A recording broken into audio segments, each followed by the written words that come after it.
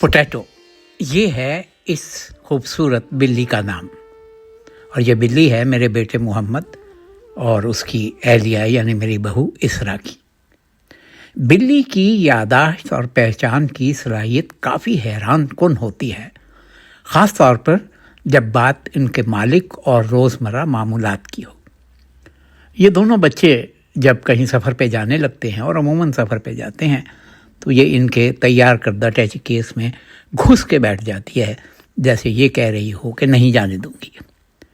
بلی کی طویل مدتی یادداشت ہوتی ہے۔ بلیاں کئی مہینوں بلکہ برسوں تک اپنے مالک کو یاد رکھ سکتی ہیں۔ اگر کوئی مالک کہیں دور چلا جائے تو اسے لوٹنے پر پہچان بھی لیتی ہیں۔ دوسری یادداشت ہے واقعاتی یادداشت۔ وہ یہ بھی یاد رکھتی ہیں کہ کہاں سے کھانا ملا، کس جگہ آرام پایا، کس کے ساتھ اچھا برا تجربہ ہوا۔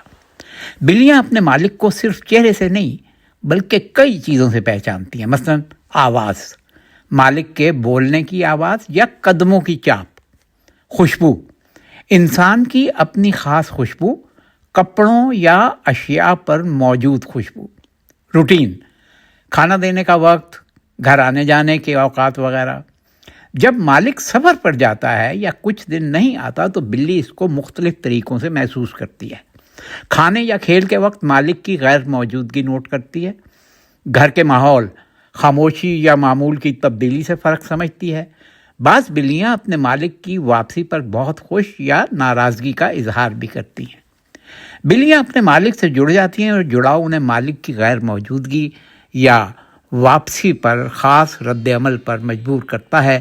انسان کی یادداشت کمزور ہو سکتی ہے، بلی کی یادداشت مضبوط رہتی ہے۔